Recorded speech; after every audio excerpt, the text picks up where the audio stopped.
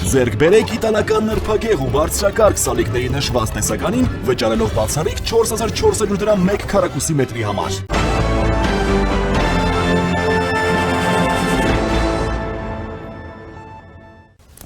Շարունակում ենք, նախօրեին Հայաստանում Ռուսաստանի արտակարգ և լիազոր դեսպան Սերգեյ Կոպիրկինը հայտարարել է, որ Մոսկվան Երևանին առաջարկում է ատոմակայանի միջուկային էներգաբլոկների լայն տեսականի, խոշոր ռեակտորներից մինչև ցածր հզորության մոդուլներ։ Ռուսաստանի դեսպանը նման հայտարարություն է արել հայկական ԱԵԿ-ի ղեկավարության հետ հանդիպման ժամանակ։ Դուք հիշատակեցիք նոր միջուկային էներգաբլոկների կառուցման հարցը։ Ռուսական կողմից առաջարկներ կան, որքանով ես գիտեմ, ամբողջ գծի վերաբերյալ։ Առաջարկներ կան և մեծ ռեակտորի վերաբերյալ, մանրամասն հիմնավորմամբ և տեխնիկատնտեսական հիմնավորմամբ և ցածր հզորության մոդուլների վերաբերյալ։ Եվ կարիք չկա ասելու, որ Ռոսատոմը այստեղ ունի եզակի իրավասություն։ Կա լողացող, արդեն գործող համապատասխան կայան, ասել է Կոպիրկինը։ Դեսպանի խոսքով ավելի համապարփակ առաջարկ կլինի, եթե հայկական կողմն ընդունի բարձր հզորության բլոկի առաջարկը։ Ինչպես գիտեք, մենք պատրաստ ենք տարբեր տարբերակներից համաձայն հայկական կողմի ընտրության, եւ այստեղ հարցեր չկան, ասել է Կոպիրկինը։ Խոսելով գործող ատոմակայանի ծառայության ժամկետի երկարաձգման աշխատանքների մասին, Ռուսաստանի դեսպանը նշել է ծառայության ժամկետի վրա ազդող լրացուցիչ դժվարությունների կանխարգելման կարևորությունը կապված հանրապետության միջուկային անվտանգության ոլորտում եվրոպական չափանիշների ինտեգրման գծի հետ։ Ակնհայտ է, որ Ռուսաստանը մեծ ջանքեր է գործադրում, որպեսզի հենց ինքը կառուցի հայկական նոր ատոմակայանը, որը բացի էներգետիկ նշանակությունից նաև քաղաքական լծակ կարող է լինել։ Եվ սա այն դեպքում, երբ Հայաստանի իշխանությունները արդեն մի քանի անգամ հայտարարել են, որ ռազմավարական որոշում ունեն, որ Հայաստանում կառուցվելիք նոր ատոմակայանը պետք է լինի ամերիկյան։ Մասնավորապես վարչապետ Նիկոլ Փաշինյանը համաշխարհային հայկական գագաթաժողովի ժամանակ անդրադառնալով Հայաստանի էներգետիկ անվտանգության մասով ռազմավարությանը հայտարարեց, որ Հայաստանը կայացրել է ռազմավարական որոշում, որ մենք պետք է ունենանք մոդուլյար ատոմակայան, այսինքն փոքր տիպի մոդուլյար ատոմակայան։ Մասնագետները մեզ բացատրեցին, որ մոդուլյար ատոմակայանի հնարավոր վթարը համարվում է տեղային նշանակության միջադեպ, այսինքն ինչ է դա նշանակում, որ մոդուլային տեխնոլոգիաներով կառուցված ատոմակայանի ներսում, եթե աստված չանի վթար է տեղի ունենում, 500 մետր այն կողմ գտնվող բնակավայրի բնակչությանը չեն տարհանում, այսինքն այդ վթարը տեղային նշանակության վթար է, որը միջավայրին չի սպառնում, եւ սա մեզ համար ակնհայտ դարձրեց, որ մենք պետք է գնանք այս ճանապարհով։ Մենք պետք է ունենանք մոդուլյար ատոմակայան, որը եւ Հայաստանի ներսում եւ շրջակա երկրների համար որևէ կերպ չգնահատվի որպես սպառնալիք, հայտարարեց Փաշինյանը։ Հիշեցնեմ նաեւ, որ 2025-ի հունվարի 14-ին Հայաստանը եւ Միացյալ Նահանգները ստորագրեցին ռազմավարական գործընկերության մասին համաձայնագիր, որտեղ հատուկ ուշադրություն է դարձվում Հայաստանի էներգետիկ անկախությանը, ներառյալ քաղաքացիական միջուկային էներգիայի ծրագրի զարգացմանը։ Ըստ այդմ, Հայաստանի արտգործնախարար Արարատ Միրզոյանը հայտարարեց 123-րդ համաձայնագրի շուրջ բանակցությունների մեկնարկի մասին։ Սա ԱՄՆ-ի ատոմային էներգիայի մասին օրենքի 123-րդ բաժնի համաձայն կնքվող երկկողմ պայմանագիր է, որը թույլ է տալիս ամերիկյան միջուկային տեխնոլոգիաների եւ սարքավորումների արտահանումը գործընկեր երկրներ։ ԱՄՆ-ն նմանատիպ համաձայնագրեր ունի արդեն 48 երկրի հետ։ Տարեսկզբին տարածքային կառավարման ու ենթակառուցվածքների նախարարության էներգետիկ գծով նախկին փոխնախարար Հակոբ Վարդանյանը Civilnet-ի հետ զրույցում ասել է, որ այսօր աշխարհում միջուկային վառելիքի մատակարարի փոփոխության գործընթացը տեղի է ունենում բոլոր երկրներում, որտեղ կան խորհրդային դիզайн ատոմակայաններ։ Եթե 2-3 տարի առաջ Հայաստանում որևէ մեկը ասեր, որ կարելի է միջուկային վառելիքի մատակարարին փոխել, բոլորը կծիծաղեին եւ կհամարեին դա անմտություն, նշել է Վարդանյանը, ավելացնելով, որ միջուկային վառելիքի մատակարարման շուկայում տեղի են ունենում զգալի փոփոխություններ։ Կան երկրներ, որոնք հրաժարվել են Ռուսաստանից մատակարարվող միջուկային վառելիքից հօգուտ ամերիկյան մատակարարի։ Հակոբ Վարդանյանի խոսքով Ուկրաինայի օրինակը ցույց է տալիս, որ նման փոփոխությունները հնարավոր են նույնիսկ արտակարգ պայմաններում։ Ուկրաինական ատոմակայանները, որոնք հայկական ատոմակայանի նման օգտագործում էին ռուսական միջուկային վառելիք, հաջողությամբ անցել են ամերիկյան Westinghouse ընկերության վառելիքին։ Այս անցումը տեղի է ունեցել ֆանտաստիկ արագ ժամանակահատվածում, ընդգծել է նա։ Իդեպ այս տարվա ապրիլին Հայաստան էին ժամանել ամերիկյան Westinghouse ընկերության ներկայացուցիչները, որոնք Հայաստանի իշխանությունների հետ քննարկել են մեր երկրում ամերիկյան տեխնոլոգիաներով ատոմակայանի կառուցման ու միջուկային վառելիքի ձեռքբերման հետ կապված հարցեր։ Մեր եթերում կարճատև դադար է, որից հետո կշարունակենք։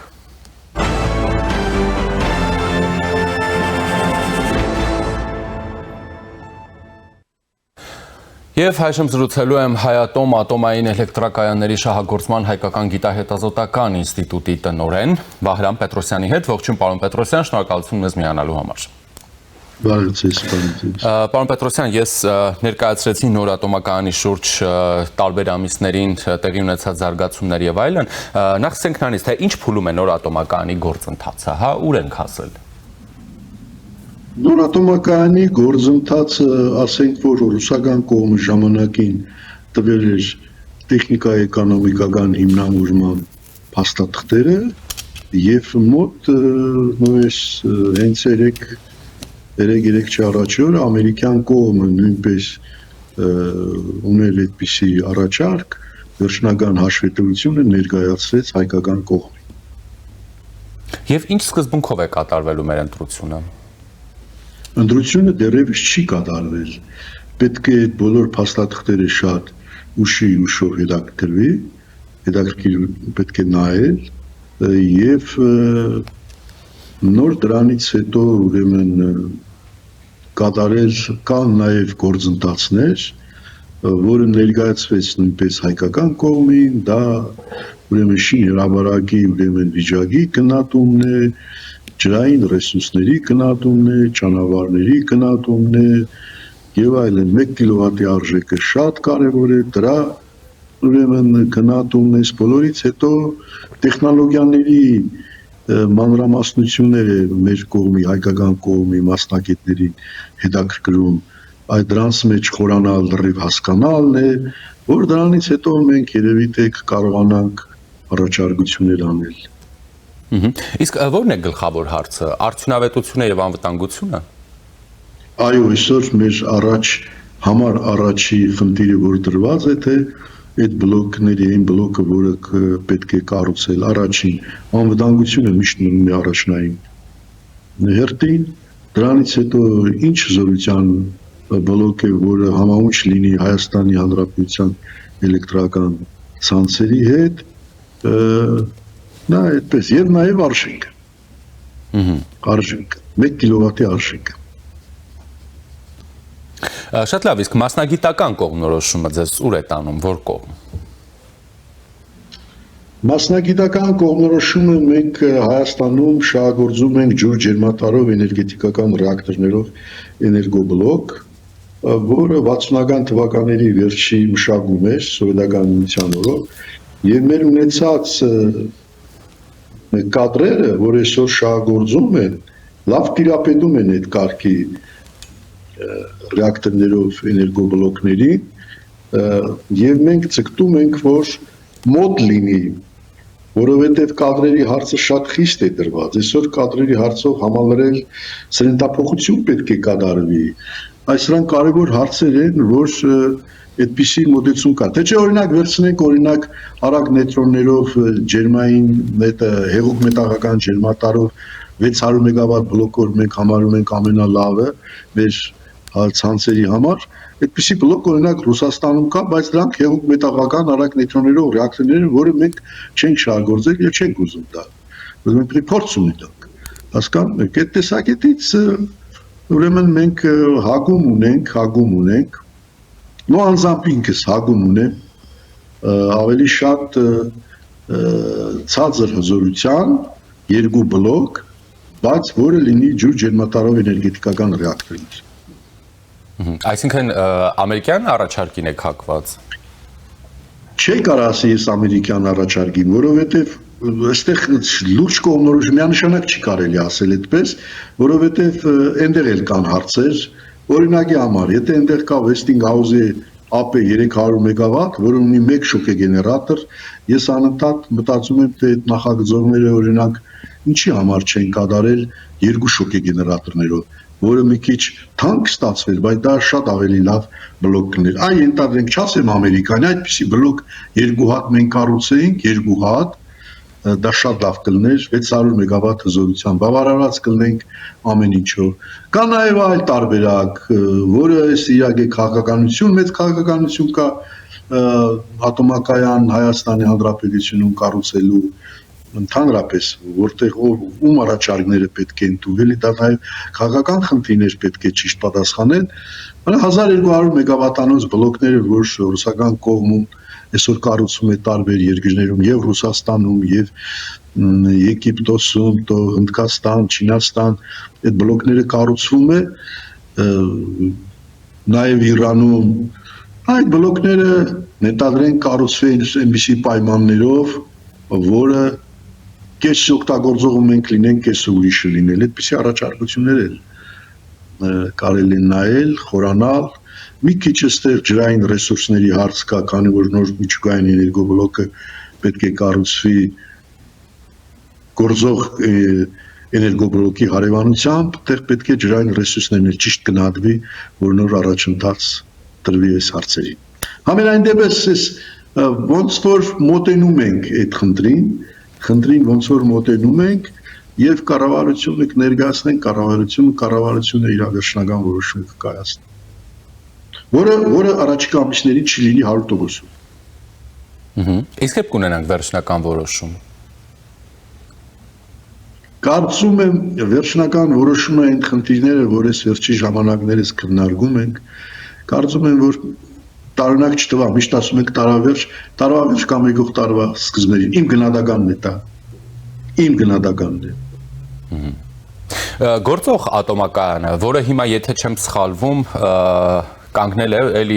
ընթացիկ, հա, հարցեր եւ այլն։ Այո, վերանորոգման ընթացքի եւ վերալիցքավորման։ Եվ ընթացիկ վերանորոգման եւ վերալիցքավորման։ Գործող ատոմակայանը լիարժեք կսպասարկի այն ամբողջ 10 տարվա ընթացքը, մինչ մենք կունենանք նոր ատոմակայան։ Նոր ատոմակայան գործող էներգոբլոկը ուրեմն մենք կառավարության որոշումը կա, տեղյակ եք, երկարացվել է առաջին անգամ մինչև 2026 թվական, հիմա երկրորդ անգամ երկարացվել է մինչև 2036 թվականը։ Բայց կա այնտեղ հնարավորություն եւս 5 տարի երկարացնելու։ Այսինքն, եթե մենք դրանով վերջ պետք է մտածել ենք, այսինքն եթե մենք 2036 թվականին չունենանք նոր միջուկային էներգոբլոկ, այս ենթադրենք ունենանք 238 կամ 2038 կամ 2039 թվականին, ապա պետք է այս բլոկը եւս 2-3 տարի շարագործել, բայց ոչ ավել քան 5 տարի։ Դե հասկանալի է այս ատոմակայանի էներգետիկ հարցի նաև ամբողջ կամ շատ մեծ քաղաքական բաղադրիչը եւ Հայաստանը հաշվի առնելով Հայաստանի քաղաքականությունը, Հայաստանը փորձում է նաև էներգետիկ որոշակի կախվածությունների նվազեցում իրականացնել եւ այլն։ Բնավ ձեզ քաղաքական բնույթի հարց չեմ ուզում տալ, բայց մի այսպիսի դիտարկում, հա, երբ դուք նշում եք, որ մենք առաջնորդվում ենք կիլովատժամի գնով, արդյունավետությամբ եւ անվտանգությամբ, նրա տեխնիկատնտեսական մասը եւ քաղաքական բաղադրիչը դրա, հա, մեր Հայաստանի պարագայում քննարկվողի պարագայում, հա, որքանով են դրանք համադրելի, թե հակադրվում են իրար։ Չեն հակադրվում, չի հակադրվում։ Այն քաղաքականը չգիտեմ, չեմ կարող ասել, բայց այս ուրեմն տեխնիկական արգական ցուցանիշները 1 կիլովատ անվտանգություն, դրանք փոխկապված են իրար հետ, այդտեղ կարելի